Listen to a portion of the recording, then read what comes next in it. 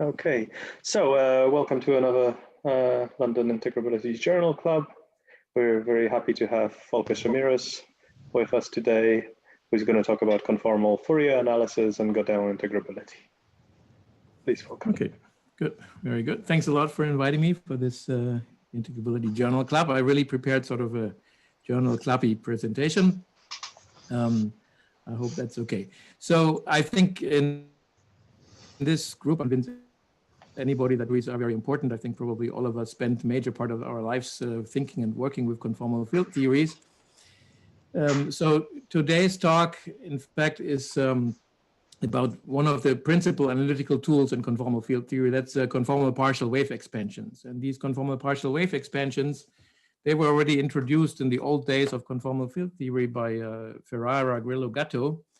And so they are like a tool that is as fundamental to conformal field theory as Fourier analysis is in translationally symmetric systems.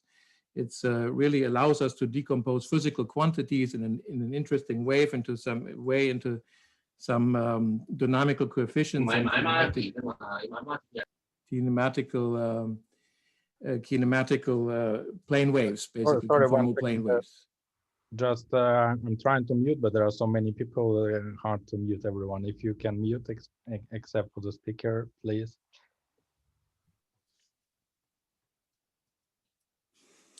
And so for me, this is what conformal Fourier analysis means. It's basically the tools that are needed to do these conformal partial wave expansions. And I will review that a little bit. And so so this is really, as I said, it's sort of one of the principal analytical tools that you need in dealing with conformal field theories. Now, this is in fact normally a sort of very thorny subject. And in fact, when people first wrote down conformal partial wave expansions in the 70s, they didn't really know enough about these conformal partial waves, these plane waves of conformal plane waves or conformal blocks. And so they couldn't really do that much with these with this idea of the expansion. And it was only in the early 2000s when I think our interest, in particular in higher dimensional conformal field theory, becomes so overwhelming that Dolan Osborne in particular made this heroic effort to readdress this issue, and in fact made important progress with some of these, at least some of these conformal partial waves. For the first time, they really got handle on discussing at least some of these things. And applications followed more or less on the foot. And of course, you're all probably aware of this revival of the higher dimensional bootstrap, numerical bootstrap, which is like one of the first applications that these new insights that Dolan Osborne produced exploited.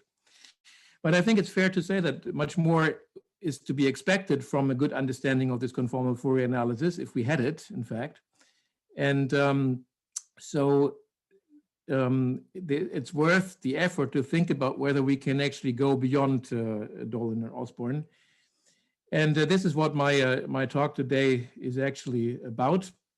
And in this community, of course, I want to stress in particular that that one of the key lessons that I want to teach you is that the conformal partial waves, so is really this subject is really deeply rooted in the subject of integrability. And that kind of takes the thorns away from the subject in some sense, at least for people like you who know about integrable technology.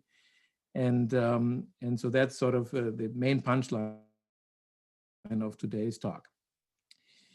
And good. So one thing maybe I should say in the beginning, of course, it's always fine to ask questions. It's also okay to put questions in the chat. I'll try to follow that. I think also some of my collaborators on this work are in the audience for the chat. That might be helpful because they could also help answering if there's something. So let me say for the first part until the break, my principal collaborators, I think, were originally Misha Isachenko and of course Jenya, who is clearly in the audience. And then also Ilya Buric, who is my PhD student, finishing PhD student, who I think is also in the audience. So probably, so at least two of my collaborators for the first part are around. And then for the second part of the talk, I will talk, so this will probably be after our discussion break, I will talk about some unfinished work or work in progress or to appear that is not published yet, that kind of drives these things much deeper into integrable systems. And that refers to this second part, this Gaudin integrability, as a kind of framework to think about all this integrability connection. Conformal field. Okay. And I actually haven't checked who of my collaborators for the second part is in the audience. That's Sylvain Lacroix, who is a postdoc who's going to ETH soon, and Jeremy Mann and Lorenzo Quintavalle, who are PhD students of mine. Okay. Good. So let's start. I expect there's no questions yet. Let me start discussing. So I have first a kind of a smooth introduction. I do not expect. I expect this audience to be mostly integrable more than conformal. So I will kind of give a soft introduction to conformal partial wave expansions, maybe highlighting some things that we will need later. And then discuss the connection with integrability before I tell you what I'm planning to do in this remaining part of the talk. So first of all, let me talk a little bit more about these conformal partial waves and the conformal partial wave expansions and why they are so important. These are really sort of, it's often said that conformal symmetry is really so powerful, and really it's powerful if you can control these conformal partial waves. And so here is how that goes. So let's look at some correlation function of primary fields. And I remind you that the primary field, of course, I think you probably all know, but you can characterize that by commutation relations of the fields with the generators of the conformal group. And of course, there's of course translation generators, which just have commutation relation with the fields, which are just given by derivatives. And I'm going to write one more. You have, of course, very important dilation operator, generator of scale transformations. And when it commutes, you commute it with a primary field, it acts like that. And then there are similar relations for the other generators of conformal symmetry. That's rotation generators and special conformal transformations. And now, so these are the primary fields, and most important, I'm going to focus mostly on scalar primary fields. I can talk about spinning fields later, but for now I look at correlation functions of scalar primary fields. And so they are characterized only by one number, namely the scaling weight, which is delta. And now I'm going to look at the correlation function. I notice here that there shouldn't be a 4 here, but there should be actually a letter n. So I look at an endpoint function of these primary fields. And so you know that you can actually evaluate that basically by taking operator products of consecutive fields. So there's many ways of doing that, but we can, for instance, take the first 2 fields, multiply them, then you get some coefficient 1 to phi 1, some intermediate field, phi 1, then you get the next phi 1 you can take, multiply that with field 3, get phi 2, and so on and so forth, until you come to the very end. And so then, of course, so these are the coefficients, and then you get here these dynamically, kinematically determined partial waves, which depend, of course, are functions that depend on some parameters. They depend, of course, on the weights of the fields that you put in your initial correlator, and of course on the set of intermediate fields that you produce in the operator product expansion. And so, so these and yeah, so this is down here at the end is the function of the cross ratios, and that's this conformal partial wave. And the other side, of course, is the function of the xi's. So you have to take out a particular function of the xi's. We have some freedom there. And then the remaining thing will be something that depends only on cross ratios and has this form of this conformal partial wave expansion. So this is the familiar form of a conformal partial wave expansion. So you said it depends on the fields. Why does it depend on the fields? Which one? The right-hand side. So I mean, it depends on, you mean the G. conformal partial waves? Yeah. So it depends on their quantum numbers, not on the fields themselves, All right? right. All right. So it depends. So for instance, let's say if you have two scalar fields and you multiply them, you can of course create arbitrary symmetric traceless tensor fields. For instance, you can create the stress tensor. And of course, the quantum numbers of the stress tensor, the blocks depend on the quantum number of the stress tensor, but not on the individual field. But like mostly is spin, what you mean, right? Oh, okay. Yeah, so it depends on, so these internal things, so external fields are scalar, so they depend only on delta I, and then the ones that you can create start to depend on weights and spins. And sort of the deeper you go in the OPE, typically the more spin labels you can have at your sufficiently large dimension. So if you do the first step to take the OPE of two fields, you get just symmetric traceless tensors. And if you tensor another field, you can get some more general mixed symmetry tensors and so on and so forth, right? If you have, indeed, in 3 dimensions, of course, you only have symmetric traceless tensors, but in 4 you have more. So yeah, it depends on weights and spins, basically, of the intermediate fields, these conformal partial waves. So this is a set of quantum numbers that we would use. All right. So again, so these. Just you selected, you wrote separately delta I, but the others you put in phi I. What is the principle you separate them? Is it only with respect to the rotation group, these quantum numbers? Okay, if it confuses you, then let me do it like this. Okay, maybe. Right down here. So the upper ones are the external deltas, the things that I have here, the fields that I have in my correlator. And the lower ones I put now delta J LJ, okay? Which are the weights and the LJs of the, and there's a sum here over all these delta J and LJ. Yeah? Are you okay? Fine, okay, good. So these, of course, are the famous operator product expansion coefficients. And the Z's here are cross ratios. And of course, normally you are used to these things for 4-point functions, I guess, and then you probably all know that there's then 2 cross ratios, right? Now, if you go to higher points, the number of cross ratios obviously grows. So for later application, let me just review that quickly. So if you have 4-point function, you have 2 cross ratios. If you have 5 external points, any guess, or anybody knows? There's 3 more, okay, so there's 5 if you are in larger than 3 dimensions, and so on and so forth. So it you add up to, at some point, you just add d when you add more. So it stabilizes at some point, and so the total number of cross ratios is less than n times d minus dimension of the conformal group. Okay. So it grows roughly linear with d, except for small n there. It grows a little slower. All right. So I mean, I think for us the most important thing will be to remember that the 5-point function is already 5 cross ratios. The 2-point function is only 2 cross ratios. But okay, this is simple counting. Now, so this is what I wrote here is what is called the conformal partial wave expansion.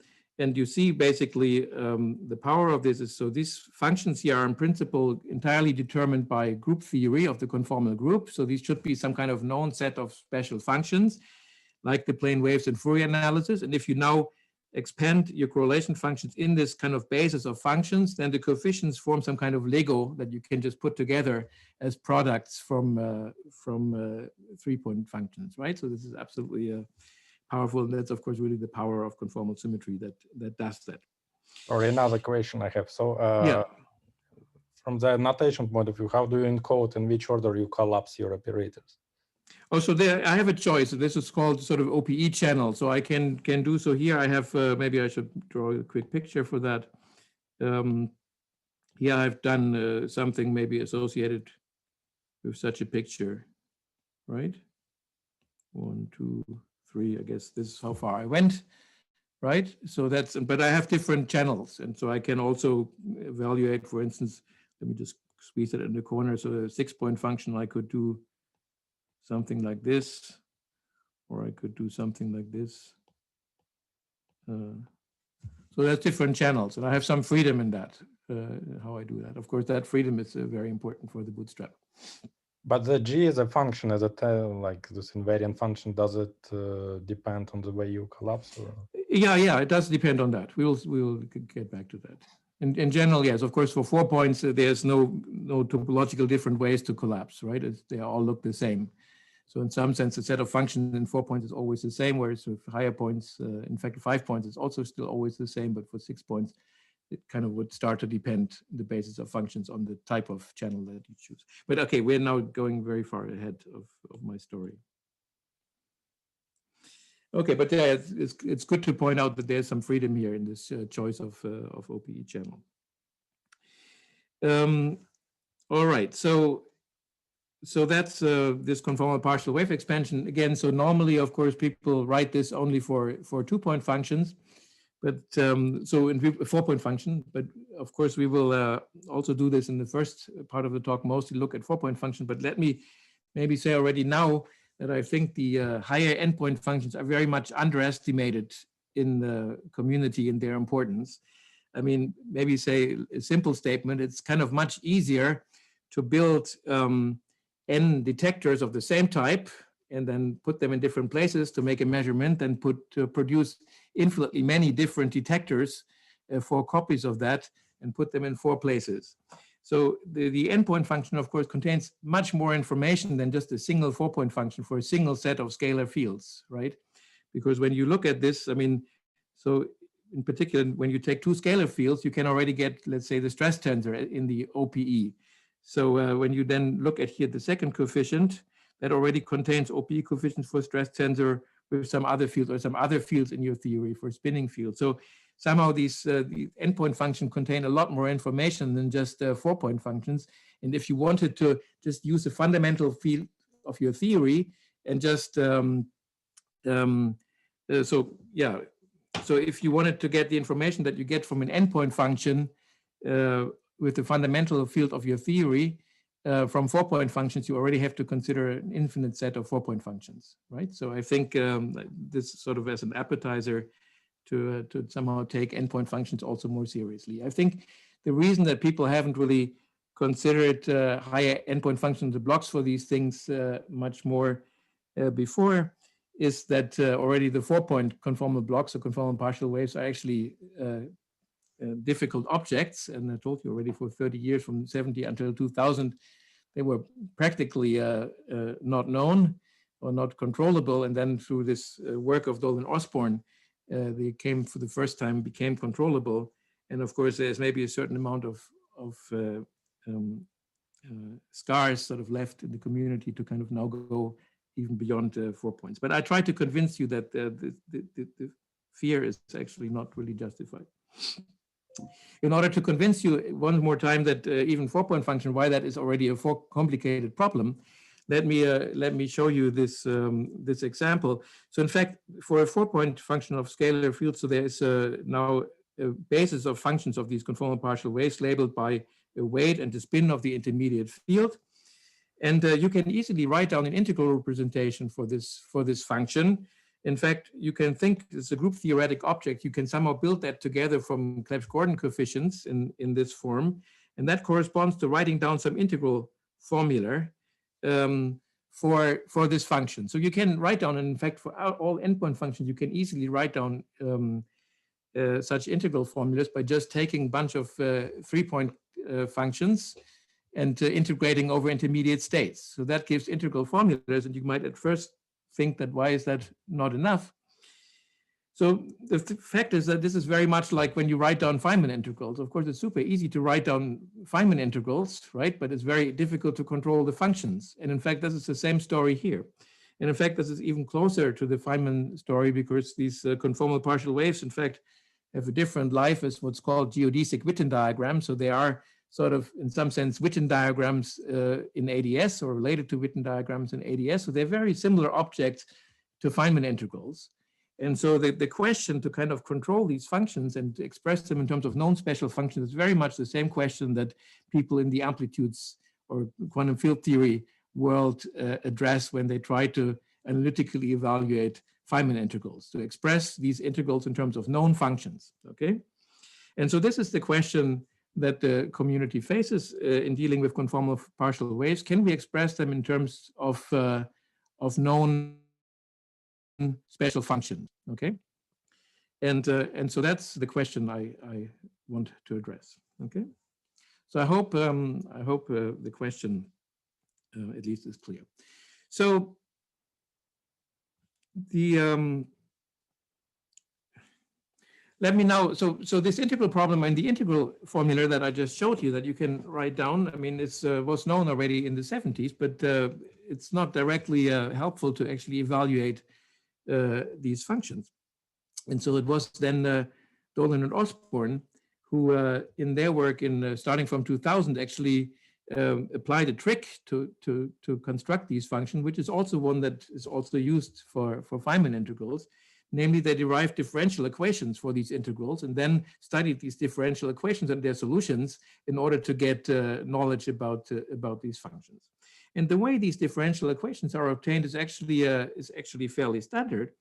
So let's consider for now a 4-point function. I've written here for you a 4-point function. I've separated 1-2 field from 3-4 field a little bit so to make some space in the middle. And now I've inserted here a projector, which projects onto all states of my quantum field theory of a certain weight and spin. Okay, so an irreducible representation of the conformal group. And so this object up to some constant, and I mean the OPE constant, and up to this factor omega, for which Dolan and Osborne made some particular choice, is then this conformal block or conformal partial wave. Okay. So now Dolan and Osborne said, okay, what we can now do is, of course, very nice. We can just write down here the Casimir, let's say the p-th order Casimir of the conformal group in d dimensions. So it can be 2nd order, 4th order, up to a dimension over 2, roughly. So when we do that, because the Casimir here appears in a place which transforms in one irreducible representation of a conformal group, clearly this object is an eigenfunction. So here we get just 1/2. Okay, that's some trivial normalization. Maybe I shouldn't even put the, just take that out. So the value of the quadratic of the p-th order Casimir in the representation delta L. Okay, so that's by construction. And now they used the fact that I reminded you of, that in fact that you know what I mean, the definition of primary fields, to say, okay, so this, let's say 2nd order Casimir in the middle is a particular quadratic expression in terms of the conformal generators. But we have these commutation relations between conformal generators and the primary field, so we can actually move that out and compute some differential operator acting on the coordinates xi in d dimensions for, I mean, p-th order differential operator now acting on this correlation function with the projector inserted. Okay. And then you can massage that a little bit. You want to, so this is now a concrete differential operator. It's straightforward to derive, right? You just have to be patient commuting all these generators using these relations I had on the previous slide. And now you get a differential operator acting on insertion points. You want to write that as a differential operator acting on these cross ratios. You can do that by taking out this factor omega. And so you write this as omega, and then omega, maybe put this right again, omega, and then comes here, Casimir xi, this differential operator in xi, d omega, and then we get here the function g, delta L. That's it. And when you look at this equation, right, there is some kind of piece appearing here. This, which is now a differential operator, which somehow is in the space of cross ratios. So it's a Casimir operator in the space of cross ratios, Z, P, D. And so it's easy to compute. I mean, relatively easy to compute. And so in this white box next to the this little calculation, I show you Dolan-Osborn's result for this differential operator. It's a differential operator that acts in the two cross ratios Z and Z bar. And so you see it's second order for the second order Casimir. It has these kind of pieces here, which is one in D and Z, one in Z bar. And then there's some interaction term, more complicated looking interaction term that depends on the dimension. Somehow epsilon is D minus 2. So in 2 dimensions it goes away, but in higher dimensions there's this coupling. And in fact, Dolan and Osborn went ahead and studied this differential equation, eigenvalue equation, and they got like beautiful results on the functions. They could identify them in even dimensions in terms of hypergeometric functions, of single variable hypergeometric functions. They obtained very nice series expansions and so on and so forth. So this at this point, of course, doesn't look particularly like an integrable story.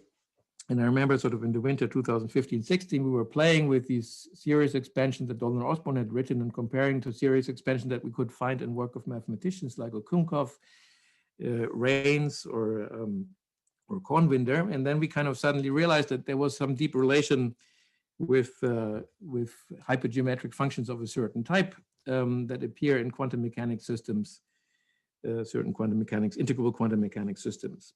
And so our claim at the time, 2016, was that these Casimir equations that Dolan and Osborn arrived, after some very simple twist, they actually can be turned into some integrable quantum mechanics Hamiltonians that people had studied many years before. In fact, invented in the 70s, just to invent interesting models of integrable quantum mechanics, and then solved more or less in the 80s.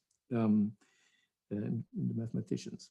And so the simple trick that we at the same time designed was the following. So we said, okay, if we take our G functions, G, the ones that Dolan and Osborn had introduced as conformal partial wave for 4-point function, and we multiply these guys with a particular prefactor. So Zi minus 1, so it looked not particularly enlightening prefactor. Epsilon over 2, where epsilon is again D minus 2, in dimension minus 2, A plus B over 2 plus 1/2, and then there was an extra factor, Z1 minus Z2 to the power of epsilon over 2. Then we could prepare a new function,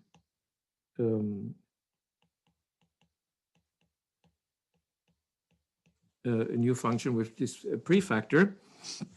And we also made a change of coordinates. We went from the Z coordinates, where Z1 is Z and Z bar is Z2, to the U coordinates, so some new coordinates U through this transformation here. And then you can do this as a super elementary computation. You plug that in, this ansatz for psi, and then rewrite these Dolan-Osborn differential equations, right, in the new variables for this slightly transformed object with this extra prefactor. And you organize the terms, and suddenly comes something that looks really like a Hamiltonian for a quantum mechanics problem, du1 squared plus du2 squared plus a potential.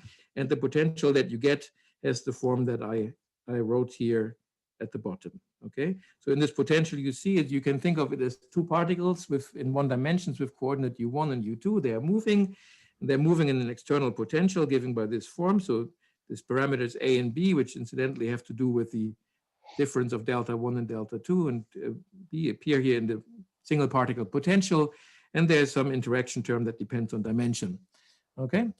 And then you go into the literature and you find that, of course, this is a Hamiltonian, or these potentials have been studied. They were written down by Calogero-Sutherland. It's known as a trigonometric two-particle Calogero-Sutherland model, or hyperbolic. So could I ask here, yeah. Do we have a second operator which commutes with Casimir? Is it differential operator, or it's some? Yeah, you have higher Casimirs, right? Mm-hmm. I mean, you have also, so I didn't give you the higher Casimirs, but if you go to Dolan-Osborn work, you will even find formulas for the fourth order Casimir. Okay, and that would be enough in this case. And then there's this is also quadratic is the simplest, right? And quadratic is just the simplest and the one that really looks like the Schrödinger ordinary Hamiltonian. But so, as I said, I mean, we will understand that a little later. Of course, in the 70s, when people wrote down, I mean, these Calogero-Sutherland Hamiltonians, they were already aware of the fact that this is an integrable system. And so there are enough integrals of motion to make this problem integrable, in particular, these higher Casimirs. Hi, Volker. Davide speaking. May I ask you something? So this means it just in relation to Nikolai's question. Is this somehow the hierarchy associated to the model? So I would say, okay, I'm not sure, but I would say there is certainly other commuting operators. This is an integrable system. So first you write down this quantum mechanic Hamiltonian, and then you can notice that you can build commuting operators, enough commuting operators. I mean, two. You just need a second one, right? Two variables only. So because you have a two variable problem. Yeah, with two, yes. Yeah. Okay. And that's basically the fourth order Casimir that is the second object.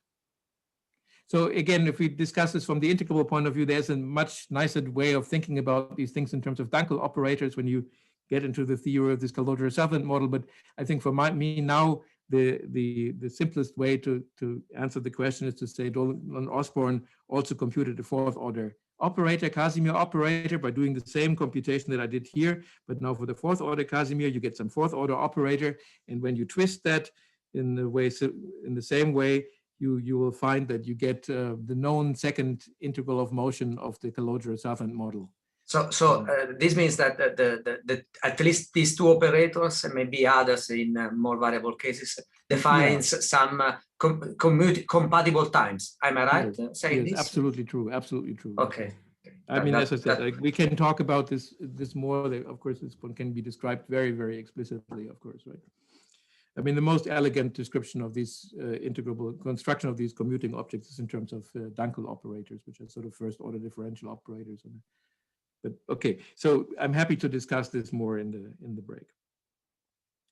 So what this slide was supposed to show you is that somehow to give you circumstantial evidence, at least, that there is a relation between conformal partial waves and integrability. Okay, so because you can, I mean, everything on this slide is entirely elementary, right? There's nothing, and you can discover it yourself that there is some relation. And integrability, of course, you have to know that, and this was the discussion we just had, that this Calogero-Sutherland model is actually an integrable model. So now I want to tell you about the plan. So I want to, of course, I said my main point is to convince you that this topic of conformal partial wave or conformal Fourier analysis, way beyond the discussion of 4-point functions, is deeply rooted in integrability. And I've shown you sort of some empirical evidence for this relation now for 4 points. That's completed. That was my introduction. Now, in the next part, until the break, I'll try to give you some kind of conceptual explanation for why that happened and why you actually had to expect this this integrable model to appear. And then after the break, I'll use sort of the insight that we got from this conceptual explanation to kind of extend this now to in particular higher correlation functions. Okay, so that's the plan for the rest of today. I have another question. Yeah. So it seems like you fix the eigenvalues and they're kind of more like input than output, right, in your model. If you look. Yeah, so the eigenvalues, yeah, okay. So I go here through the set of all potential eigenvalues that I could have. So all the deltas, all the representations in some sense. Yeah, so you input the eigenvalue of your like transfer matrix of your whatever consort charges, and then you see as a wave function, right? Right. That's the way, because normally, I know in spin chains you also get some set of eigenvalues, which is discrete, but in this case it's I guess it's some subset of all eigenvalues. Yeah, so here it's a continuous spectrum, okay? But is it like you get a continuous spectrum, maybe some bound states. One parametric continuous, or you? All right. Yeah, it's one parametric continuous. I mean, delta is a continuous parameter. The spins are discrete parameters. So if you fix one eigenvalue, then all the others they will automatically be of the form you want them to be. No. I mean, the others, you have discrete freedom at least, right? So you can basically delta and every spin, well, satisfying certain unitarity bounds, you can find a solution, right? So in other words, so we have integrable system. You find all eigenfunctions of this system, and then for any of the solutions, you can identify suitable delta and spin or other parameters. Oh yeah, absolutely. I mean, these are basically sort of, I mean, delta appears some kind of scattering data. We can also talk about solution theory. Maybe one thing I should add here is that the solutions to this quantum mechanics problem with these two variables are very well known, very well studied, right? So they have been constructed, they are known functions, the spectrum is known, and we know lots of properties of these functions. And they are basically as well understood as a Gauss hypergeometric function. Yeah, for 4 points. For 4 points, yeah, that's true. All right. Another small question, if possible. What is the meaning of classical limit in this Schrödinger equation, if any? Classical in the sense of, I mean, there's a classical system. So you say that it's a Schrödinger equation. System. I mean, I can show you, maybe we discuss it after the next part. Large spin as usual, right? I mean, okay, that now depends on what we okay. So you want some kind of semi-classical regime of this? Yeah, so what does semi-classics correspond to from the point of view of CFT? Well, yeah, I mean, there's large quantum numbers, right? Large quantum numbers, but I don't, I guess. Okay, I'm not sure. Maybe it's also something that we should discuss a bit more in the break. So let me now come sort of, promised you that I would give you now sort of a conceptual explanation for what we have just seen. So this next slide is going to be a tiny bit technical. It's the most technical that I have, but it's actually important that you stay with me on that, because if you've gone through this, then you will understand everything I have to say today. So we, the way we kind of understood eventually conceptually what this integrability, where this came from, was that we thought, I mean, this was mostly work with Genya, that it was actually a smart thing to take a correlation function and think of it, or 4-point function, think of it as a function on a group with special properties. And then after lifting things to the group, we could somehow embed things into standard harmonic analysis. So I'm going to do this for you. Of course, we'll do this on a very explicit level. So let's take some function on the conformal group.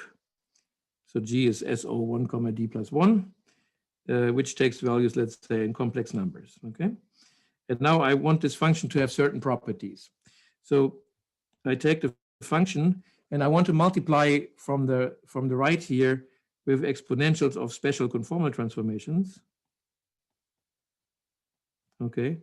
And I want only to consider functions that have that are invariant under this operation. Okay. So the initial function, let's say for concreteness, we go to 3 dimensions, then the conformal group is 10-dimensional. So here we assume that it says 3 special conformal transformations, that the function is constant along these 3 directions generated by special conformal transformations from the right. Okay, so it's in some sense only a function of 7 variables now. And now I make the assumption that f of G R of phi, where R of phi is any rotation matrix, I also want to have this property that is invariant. Now I have rotations, there's 3 rotations in 3 dimensions, so I remove another 3 coordinates. Okay, so now I'm down from, if you count it, from 10 to 4, I believe. And now I do one more step. I take G and I take now dilations. And now I want to do a slight twist on that story. I take them to be covariant, so they produce a prefactor here. That's for dilations. So that brings me down from 4 to 3. So now I have function of 3 variables in some sense, right? But of course, the space of function that I've defined like this depends on this choice of the parameter delta. So in this way, I have now introduced a linear space, some linear space which I call gamma phi. Maybe I should call it gamma delta, but so delta is sort of the weight of phi, so there's a correspondence. So I delta has a weight, and so the weight of that field enters in the construction of this space. So it's a concrete space of functions on the conformal group. Roughly, of course, it's a function of functions of three variables, except for this covariance law with respect to dilations. And so in this way, so when you think of a little more fancy, you can think of this as taking a scalar primary field phi, and you attach to that a linear space of functions or a space of sections in a line bundle over the quotient of G divided by P, where P here is the subgroup of the conformal group that is generated by dilations, rotations, and special conformal transformations. Okay. So that's in 10 dimensions, the 7-dimensional subgroup. It's a parabolic subgroup in math terminology. And the quotient of G mod P, that was the space on which these functions really live. That's, of course, a d-dimensional sphere. It's certainly d-dimensional because we have removed all but d parameters.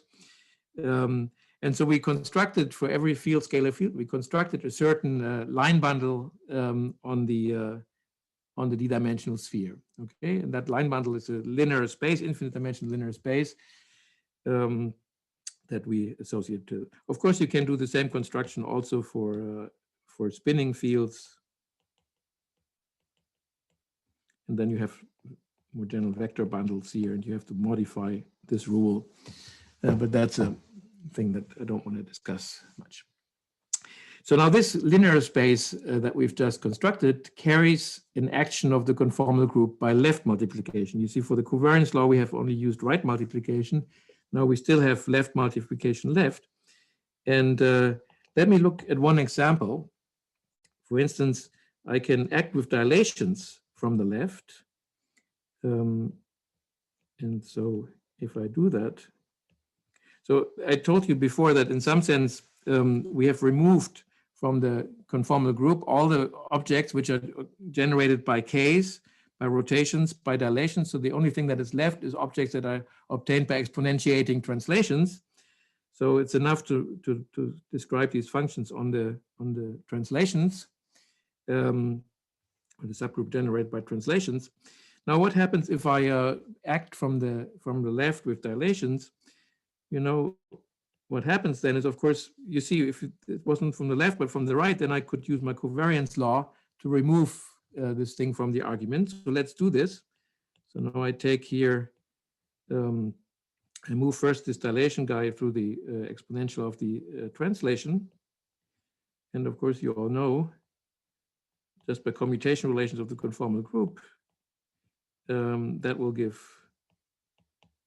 something like this. So P gets scaled because P has a scaling weight under the dilations, right, of weight 1. So that's just by commutation. So here you've just used this standard relation that D with P mu is P mu and Baker-Campbell-Hausdorff formula.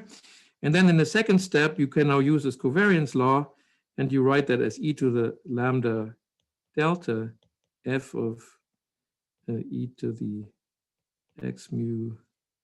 Well, I could maybe write that. So I just move the lambda in front of the x mu and think of it as now as a changed x mu rather than a changed p mu, like that. And you see, when I now look at the infinitesimal action, take the derivative with respect to lambda, then of course I get here a scale transformation of x, which is generated by x mu d mu, and then I get this extra constant plus delta from here. So the infinitesimal version is really sort of this differential operator that I used for primary fields. In that sense, I've really encoded the transformation behavior of primary fields into the construction of this linear space. Okay. And so now, having done that, so again, this was sort of the most technical discussion. So having done this, we can now, again, think of an individual field as being represented by the space of, again, space of functions on G mod P on the sphere. Now, if I have an endpoint function, so there should be an n here. if I have an endpoint function, correspondingly, it should be thought of as an object which sits in the tensor product of these line bundles here, one for each field. And then because I take the vacuum expectation value, I go to look at the conformal invariant subspace, right? That's the conformal invariance condition of the correlation function. And these things, of course, you can think of as functions now, functions on, well, G mod P. So that's a d-dimensional sphere to the power n, and then divided by G from the other side. Okay. So in some sense, you've thought now of the correlation function of an endpoint function as a function or section in a bundle over this particular funny space that you attach to the group. So it's a quotient of a flat manifold. And so this space, in fact, is just the space of cross ratios, to make contact to what I said before. So this is the space of cross ratios.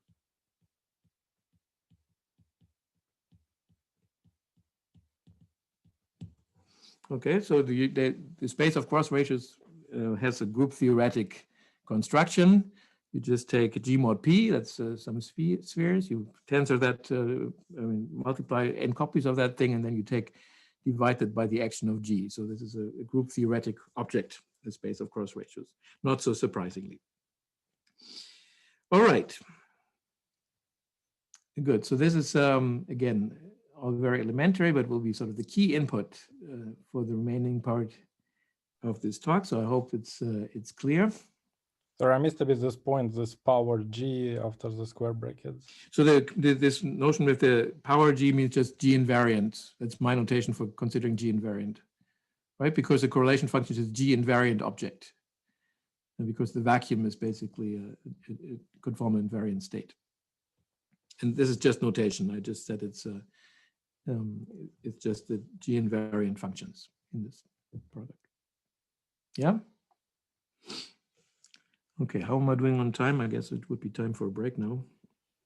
Yeah, roughly, but if it's a more natural point to get to, then, we've asked you lots of questions, so if you need a minute or two. Probably prefer to do the next slide and then take the break right after that. Yeah, let's do that. That's fine with you. So now, so this, of course, was entirely general, but now this is enough input to actually understand the connection with integrability and 4-point conformal blocks. And the way that goes is, in fact, that uses an old result of that was already known to the grandfathers of conformal field theory, so that you can find it in this book of Dobrev et al.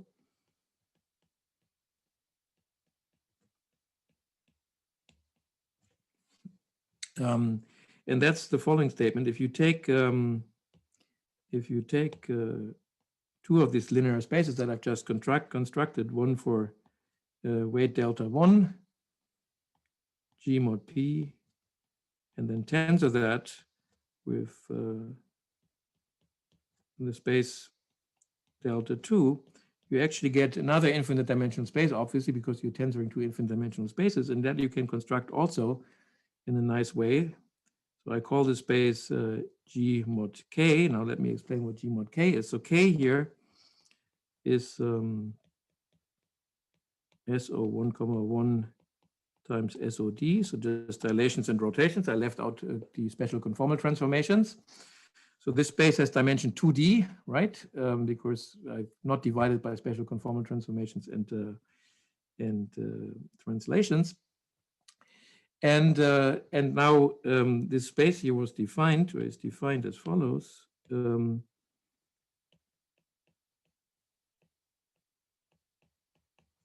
this is a space of functions similar to the previous definition, complex values. Now I still want that special conformal transformations leave them invariant. And rotations leave them invariant. Sorry, no, that's of course I don't want. Sorry for that. I only do relations with respect to dilations and rotations, so I want them to be invariant under rotations.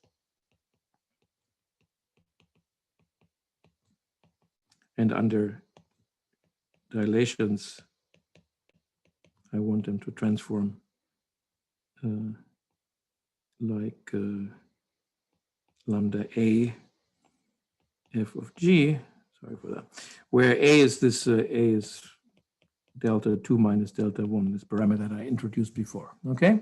So again, if you go to this book of Dobrev et al. On the harmonic analysis of the conformal group from the 70s, you will find that nice result.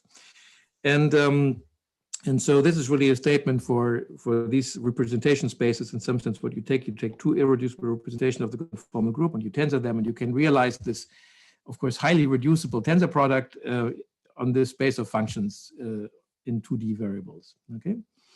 Now this old result we can now easily use, and that's kind of— So what's like physical intuition? Normally you expect if you have delta delta, you get delta in spin, and why you drop a special conformal? How to understand? So again, somehow I'm multiplying two representations that are associated to one field and the second field, right? So normally I need then two variables, 2 times d variables to kind of construct that. And so fortunately, conformal group offers me that possibility. It has the translations and somehow these dual objects, the special conformal transformation, which are translations around infinity. And so by kind of dropping, by dropping this invariance with respect to special conformal transformations, I can basically introduce another d parameters that allow me to move the second field, okay? So that's the intuition.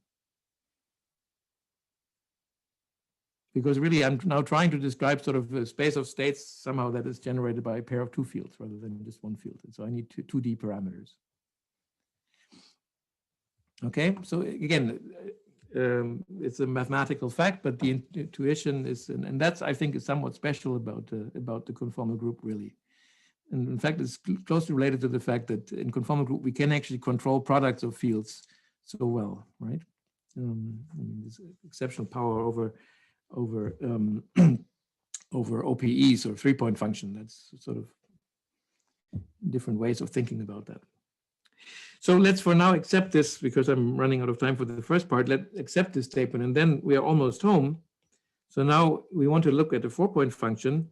And I told you before, a 4-point function we should think of as a tensor product, fourfold tensor product of these G mod P, gamma G mod P, and then the G invariance therein.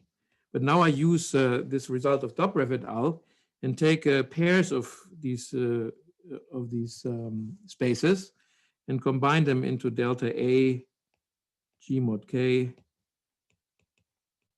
delta B, G mod K, using twice this theorem of Dobrev et al. And so now I get a pair of functions on G mod K, and G, of course, acts from the left on both of these guys. And then I can carry out this G action, and I get a space which I would call, and I won't give you a precise definition because it's kind of evident, K, G, K. So I get a space of functions on this, or section on this double coset, which is G, conformal group, divided by dilations, rotations from the left, dilations, rotations from the right.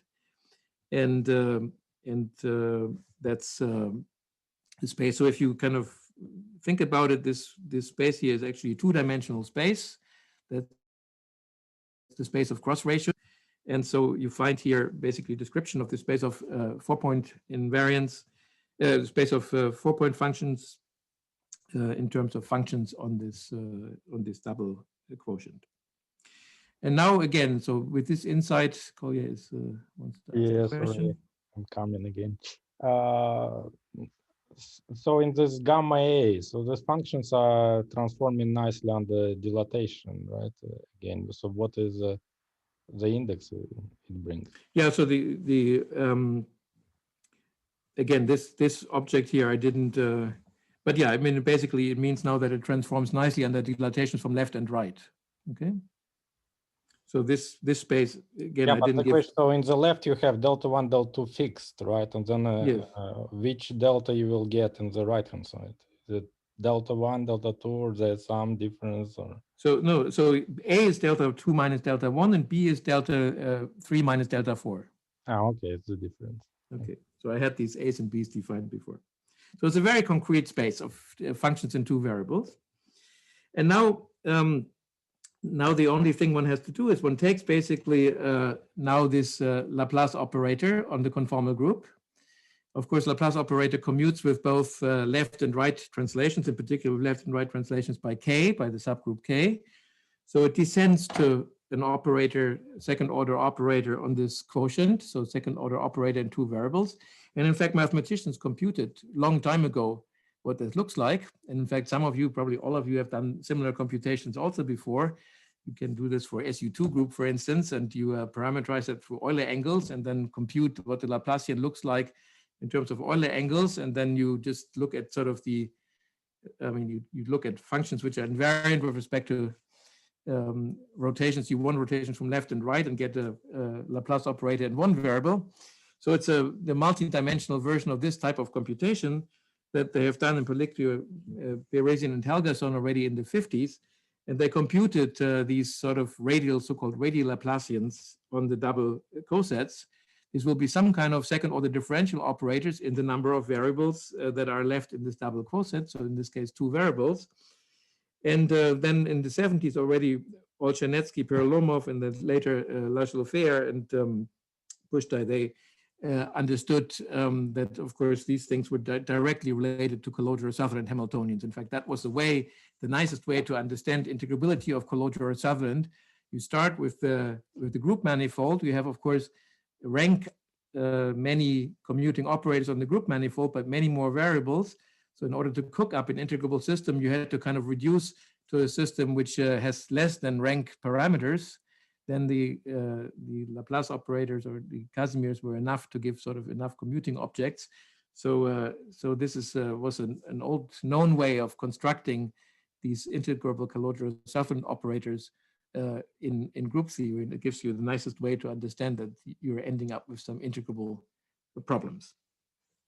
And that's what I would call sort of a conceptual explanation of this relation. So what we have done is we have now lifted the correlation function, thought about it as a function on the conformal group itself, and then we use basically what mathematicians had done in studying the conformal group, and in particular harmonic analysis on the conformal group. We got obviously an integrable system out of it, more or less by construction in this way, and you can explicitly identify that this is Calogero-Sutherland models.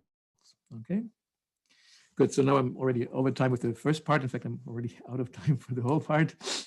I still hope that you will give me some time to continue, but maybe let's take a break here, and then after the break, I'll talk about sort of some new and upcoming development where we carry this beyond this 4-point function. Perfect. Thanks, Volker, for the first part. I guess we will stop the recording and people can just chat informally. And please go ahead, Volker. So now I wanted to talk about some ongoing work, in particular with people I mentioned before. This is Sylvain Lacroix, then Ilya Buric, Jeremy Mann, and Lorenzo Quintavalle. So lots of the things that appear in the next 2 slides or 3 slides is not yet published. So I kind of advertised before that I think it's actually very important to also control more than just 4-point functions, and to also control higher point functions for scalar fields. And so on this slide, I first want to tell you what the problem is of that. So let's consider some kind of 5-point function. And let's say we're in dimension at least 3, okay? So I've written for you a 5-point function. I already put little gaps in there because I wanted to do now the Dolan-Osborn trick, and we put here these projectors. So I project here onto some weight and spin, and also here different weight and different spin, Right now I can do that in 2 places. And now I could imagine that I use the same computation that I did before when I went through Dolan-Osborn's argument. I put Casimir elements here and there. I can take them out by derived differential equations, right? And what I will find, of course, in this way is, I mean, second and fourth order Casimir here, second or fourth order Casimir here. So I get 4 differential equations for this system. So I get 4 Dolan-Osborn-like Casimir differential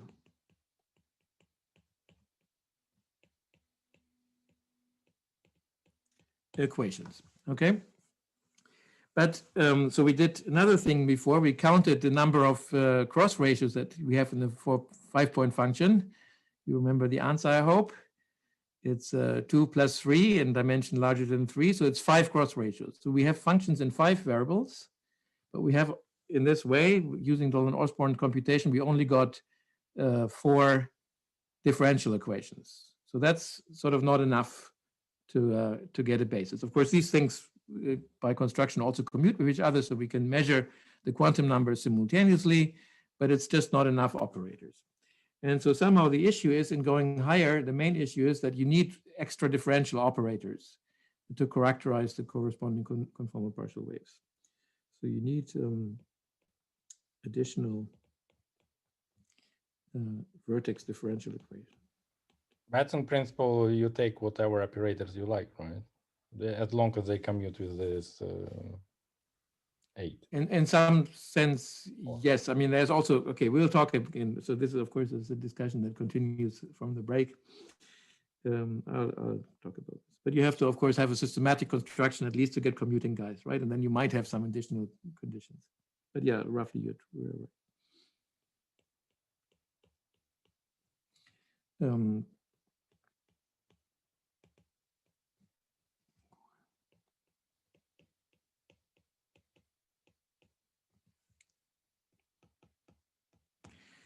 So these differential operators somehow I associate already in this name with vertices in these type of pictures, OPE channels that I had on the first slide. And so for people in conformal field theory, so these things would measure. There's extra choices when you have vertices in such a theory. Namely, you can have different sort of tensor structures in the 3-point vertices, right? When you take 3 fields and 3 representations or 2 representations, and to construct something in the tensor product of these, there's usually degeneracies in the conformal group, and you have to distinguish between these degeneracies in the conformal literature that's known as tensor structures, and you have to somehow make a choice here. And these vertex differential operators that they would be used to measure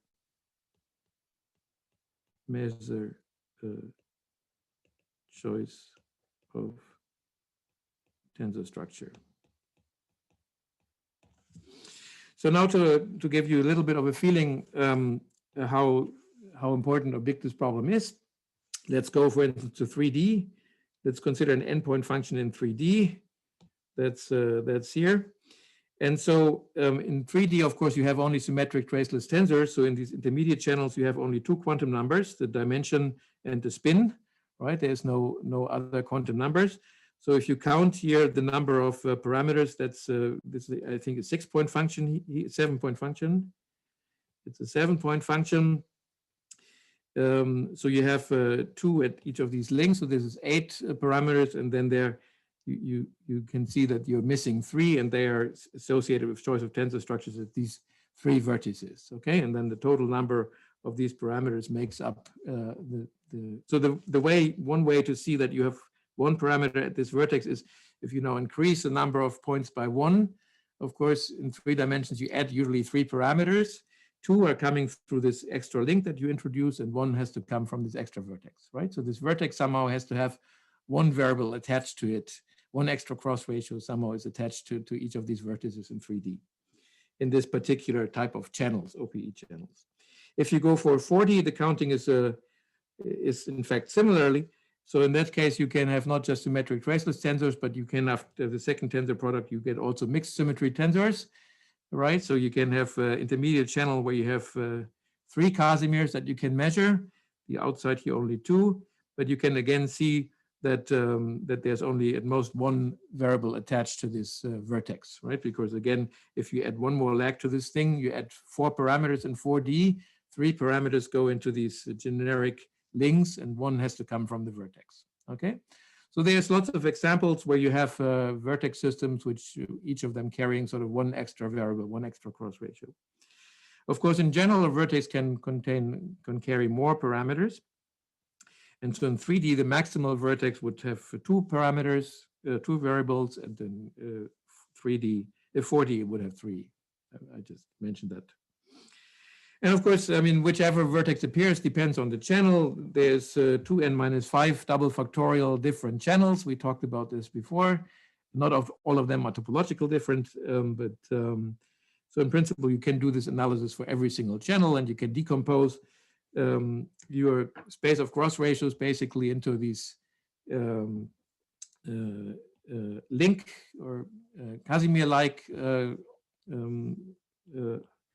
variables and vertex variables. Okay, and so one special feature of what's called the COM channel, for obvious reasons, for this type of OPE channel is that in 3 and 4 dimensions you only get a 1 variable vertex system.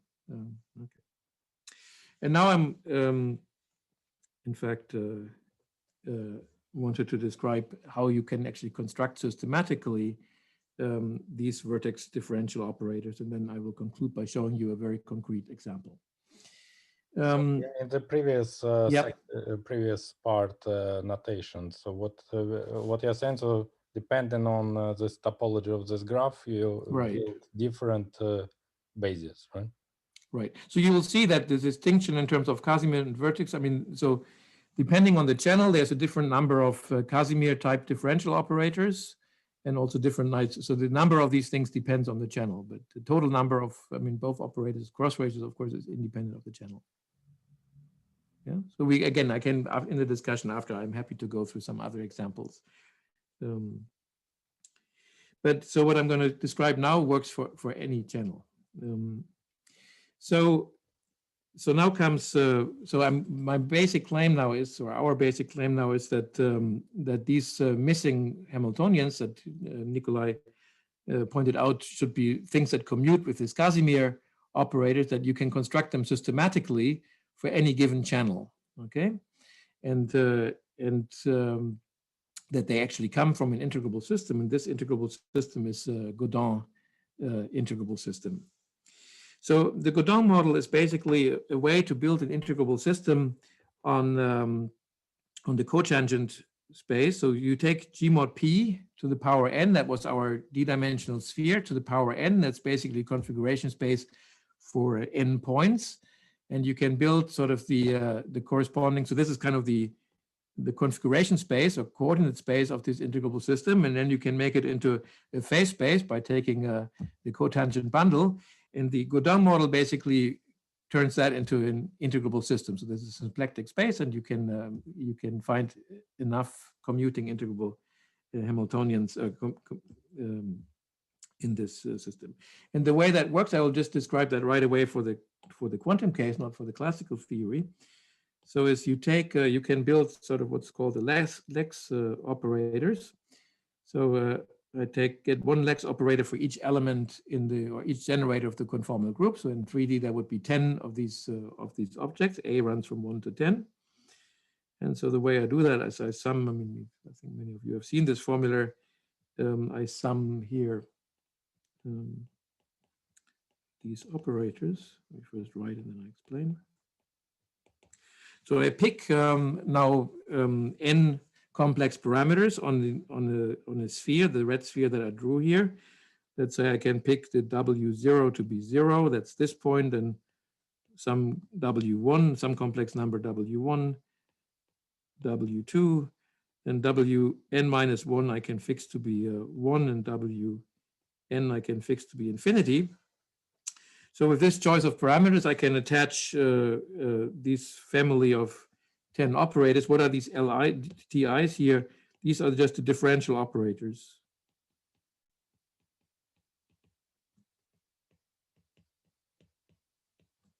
That describe the action of the conformal group on the ith primary field. Okay, so if I do this construction of LA for the dilation generator, I would have the residues of these terms here would be sort of these dilation operators acting on the ith field. Okay, so that's it's a function depending on parameters, function in Z depending on parameters, which takes values in the space of differential operators. Okay. Now the magic of Gaudin, of course. So A here runs from 1 to dimension G. The magic of Gaudin is, of course, that from here you can get actually commuting families. Of course, these guys here don't commute. I mean, these are complicated operators, commuting families.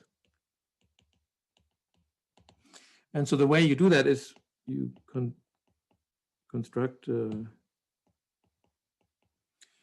take any invariant symmetric tensor of your conformal group, labeled by P, so second order, fourth order, and so on. And then you just contract, sorry, these guys.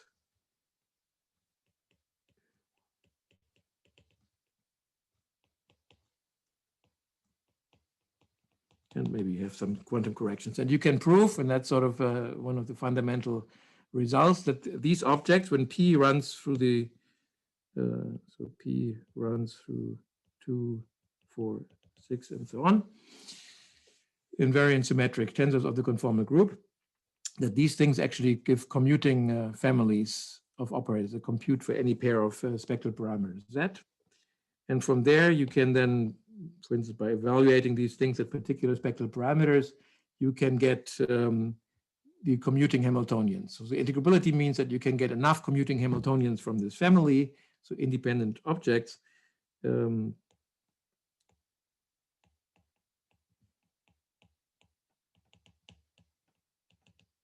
enough, of course, means as many as you have dimensions in your space.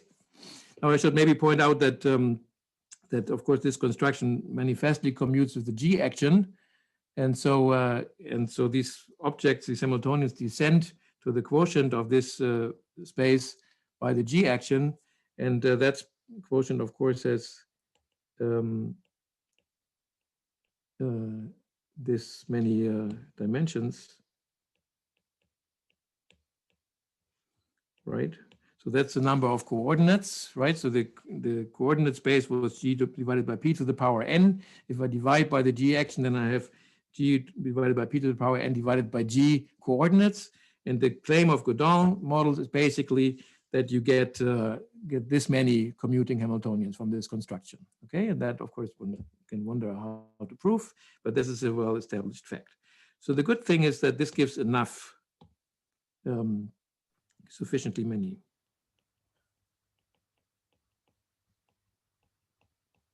And the bad news is that, of course, these operators still depend, or maybe bad news, they depend on W, which is some parameters that I just introduced in constructing these objects. But of course, these parameters did not show up in my construction discussion before. And now our claim is, Heisenberg spin chain, but just omegas are very large, right? For large inhomogeneities. So there's a limit of Heisenberg. Yeah. So I mean, okay, that's probably the next thing I'm going to say. So the claim is that for every of these OPE channels, you can form a particular kind of limit of these W parameters that you can construct explicitly, such that these Hamiltonians that you construct from the Gaudin model, they include all the Casimir operators for that particular channel, plus, of course, the correct number of vertex differential operators that you were missing, okay? So you have freedom of removing these parameters by taking limits of these WIs. That's, I think, what Kolya mentioned. And for each channel, you have a particular limiting construction. By taking sort of scale limits, you can then extract sufficiently many differential operators that include the set of Casimir differential operators that we had decided from the beginning we don't want to give up on, because they measure sort of the quantum numbers of the intermediate fields in the OPE, plus commuting differential operators that would allow you to measure enough extra quantum numbers that you need to really get a complete basis of conformal partial waves. Okay, and since I'm running out of time, I won't wait for questions and just give you one example. So if you do this, for instance, for the vertices, I pointed out before that there's many vertices in low dimension in particular, indeed in 3 and 4 dimension, many vertices, sort of the generic vertex in the COM channel would be a single parameter vertex. And so you now can do this computation, construct this operator, this vertex differential operator, explicitly from the Gaudin Hamiltonian. And we've done that. In fact, in our PRL paper, where we first sketched sort of this construction from Gaudin, we also provided an expression for this differential operator. It became some kind of funny 4th order operator. You can find explicit formula there. And after that, we realized that this operator is actually was already a known operator that was discovered for Hamiltonian for some integrable system that was discovered about 10 years ago by Ettinghoff and collaborators. And so by an ingenious map that was mostly worked out by Jeremy Mann, we were able to show that this vertex operator for these one variable systems in 3 and 4 dimensions, so all these things, vertices that I showed you appear in the COM channel, can always be identified with an elliptic Calogero-Sutherland integrable model of this type that you can find in this paper of Ettinghoff, Felder, Ma, and Veselov from 2010. Okay, so they found that in a very different context, and I think it's actually still kind of surprising. It was certainly surprising to us, but I think it's also fair to say that even to the authors of this paper, it was sort of surprising beyond the 4D case. A bit surprising that we always get the same, there's no natural explanation yet, but it's a fact. It can be computed. In fact, here, this formula for Hamiltonian doesn't look particularly, maybe quite as nice as the Calogero-Sutherland. It involves, of course, it involves Weierstrass P function. It's also 4th order operator in this case, but it's an operator, and it has been checked to, of course, that it gives rise to an integrable system. In fact, the operator that I display here, so this is the formula that I copied more or less from the for the Ettinghoff-Felder paper. It has a number of parameters. There's actually, if you count 7 parameters in this Hamiltonian, so 7 coupling constants, and that's the concrete form. In fact, the original paper did not contain this term here, and we were very confused about that and thought maybe it doesn't really match. And then we contacted the authors, and they confirmed that they had just somehow forgotten this term, and now in the archive version as of January 17, I think it has been replaced by the correct term. Okay, so this is an example. So in this case, again, you can this Gaudin Hamiltonian, and it happens to agree, and I think this is somewhat a bit of a surprise, happens to agree again with known Calogero-Sutherland type system, in this case of elliptic type. And you can, for instance, for this vertex in 4D, you can put all the 7 quantum numbers that appear in this vertex in 4D, the 3 conformal weights, and then the 2 spin quantum numbers on either side, that's 7 parameters.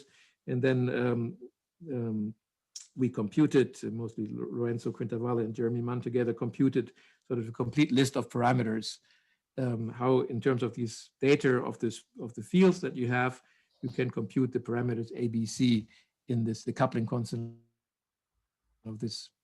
Okay, so that's just sort of give you a little bit of an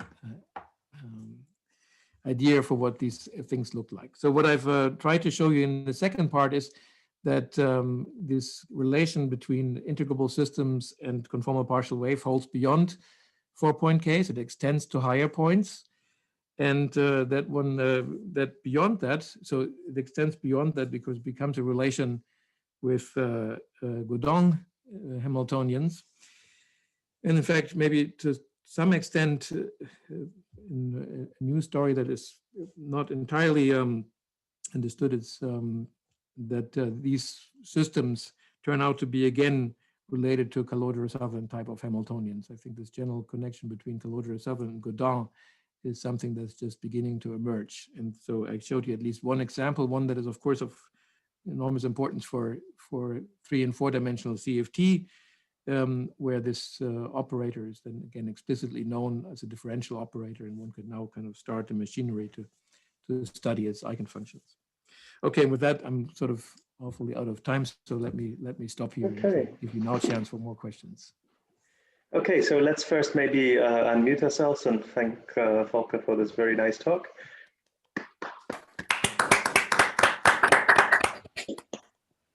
And I think there was a question in the chat from Bernard Julien. Volker, can you see that? Or would you like me to read? Chat. I promised that I would follow, but then I got so carried away. I think it just appeared now.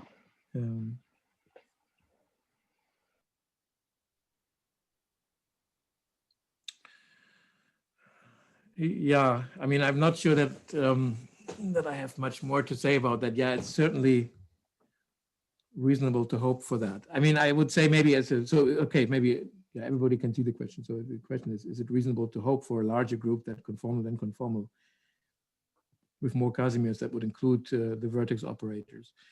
I think this is certainly a direction along which we are thinking. I kind of said before that in some sense, what I've presented here to you is again on this circumstantial evidence type of, I mean, the Gaudin construction, of course, was very general, but this relation to elliptic Calogero-Sutherland was not general. It was more of this first type. It's observed that there's a relation.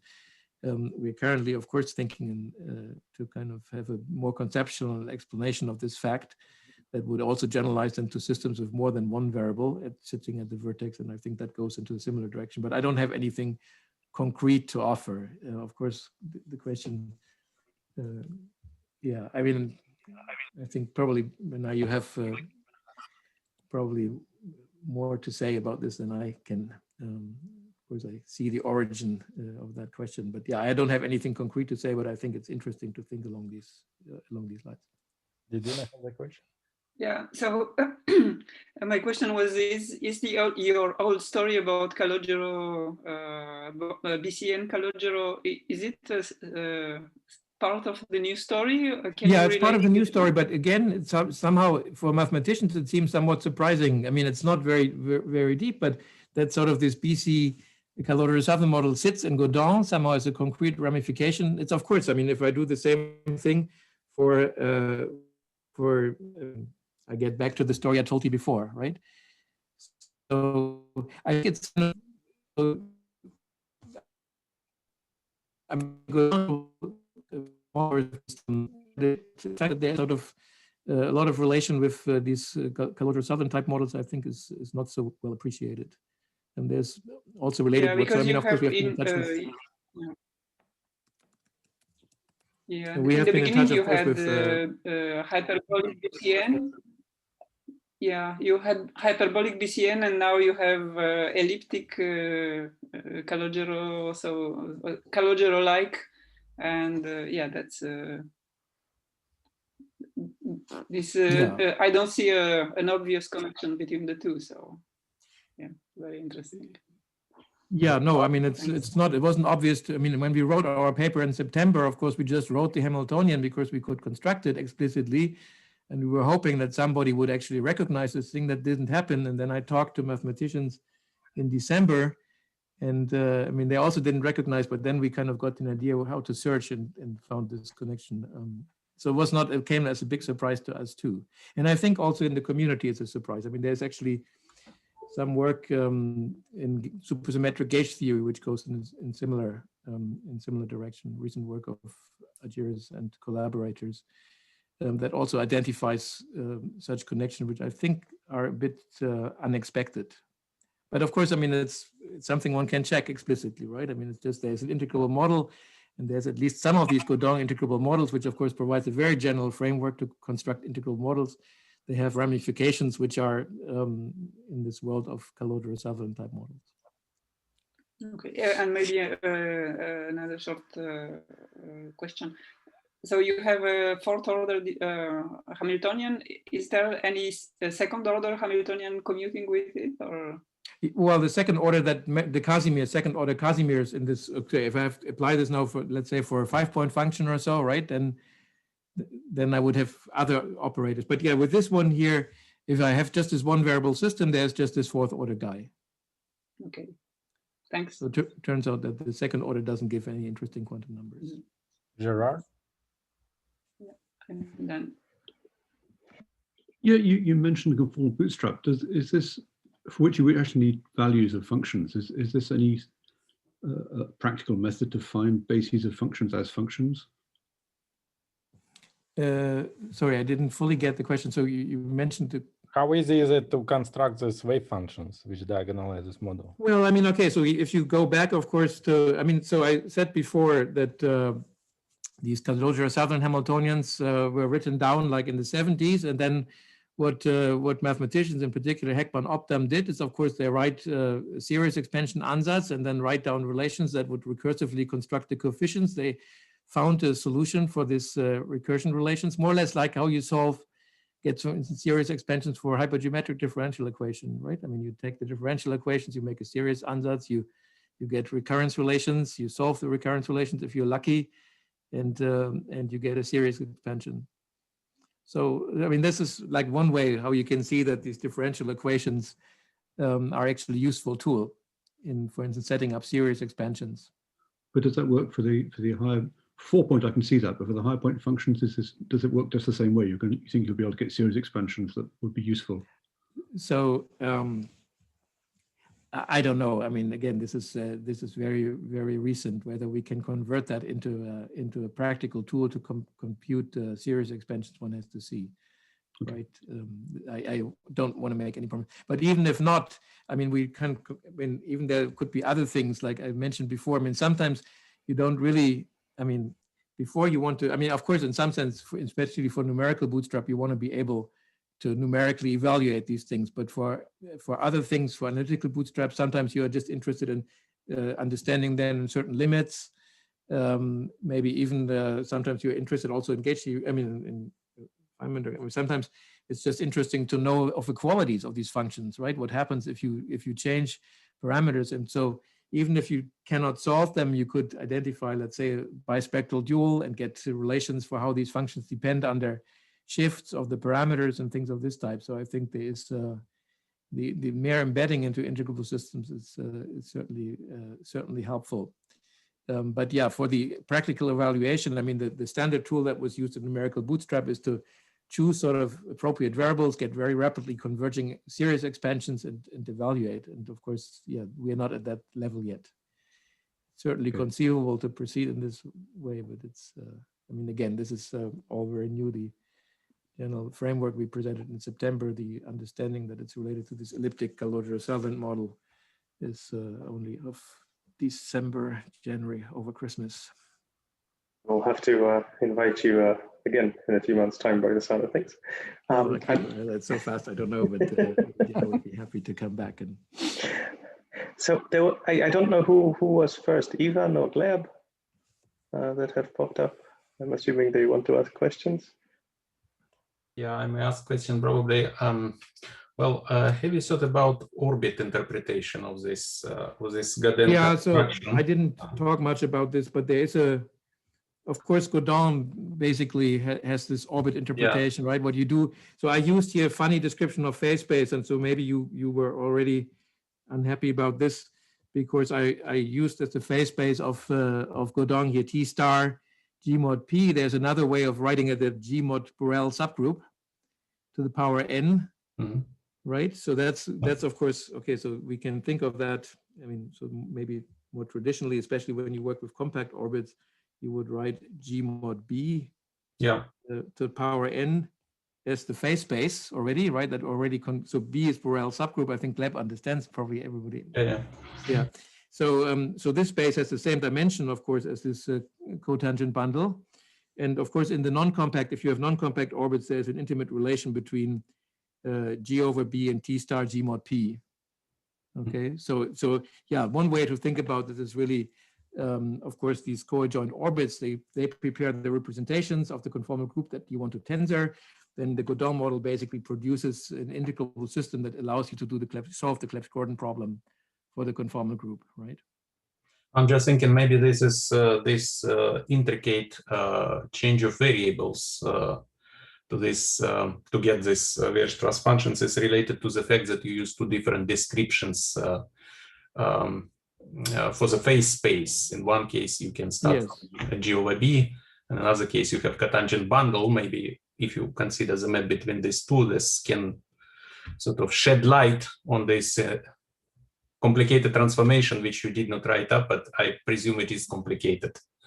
Yeah, I mean, it's a concrete, but it's a concrete map, right, from the initial cross ratios which we construct out of the external points to this variable that appears in the, it's reasonably complicated. Yeah, that's very well possible, actually. So I think, okay, we can, of course, talk more about this. I don't have much to offer on that. I mean, it's true that this problem has its natural home, of course, in this description, the spectral parameter survives till the very end, right? So this L operator, which you get, is the L operator with a spectral parameter. Z is a spectral parameter, is it? Right. Then, of course, in order to get concrete Hamiltonians, right, we have to do something. We evaluate the spectral parameter at certain special points, like Z equals 0, take residues, things of this type. Eventually, we just want to get constant operators, right? I mean, these differential operators don't depend on Z. Sure. No, I'm asking because if you want to solve probably this system, you need to construct spectral curve and find out, transform to algebra geometric data, you know. Yeah. Then you need the Z somehow. I mean, we have a concrete, I mean, so I just gave you a general claim here, but we have a concrete thing. We take these, I mean, what to do in these limits. We get a certain number of functions of Z, and then we evaluate it in certain points, and that gives us the Casimirs that we want and the vertex operators we want. So everything is entirely explicit. And we can also rebuild the functions of Z from there, of course, in that particular limit, in these scaling limits. Thank you. Okay. So Ivan has disappeared, but I think he's still around. And did you have a question? I can always ask something. Hold on. Let's just see if Ivan has a question. You've been asking a lot of questions. My beauty. I think you're muted. You need to unmute, yeah.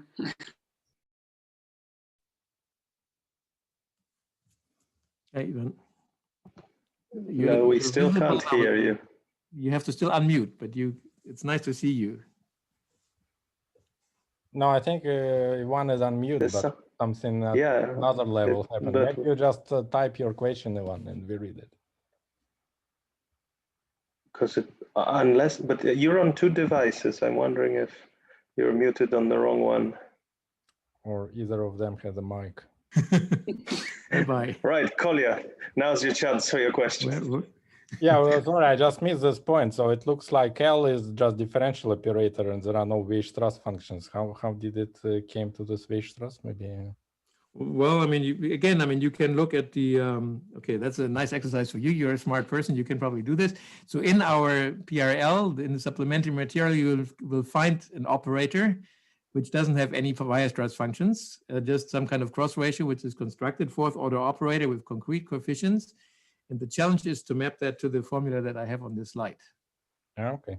Thank you. So you have to just, of course, map this variable X that appears there, again, with some Weierstrass function, I guess, to somehow you have to get a torus into the story, right? And, but it works. Ivan, are you audible now? Yes. So okay, perfect. Imagine you are in the n equal to 4 super young Mills. No, I didn't. So n equal 4. Sorry, maybe just to so my n equal 4 was n 4-point function, was not n equal 4 super young Mills. Super young Mills. I mean, if you want to talk about 4 super young Mills, we can also do that. I didn't talk much about supersymmetry. I see. But but so what was your question? Just I wanted to clarify that. Oh yes, I wanted to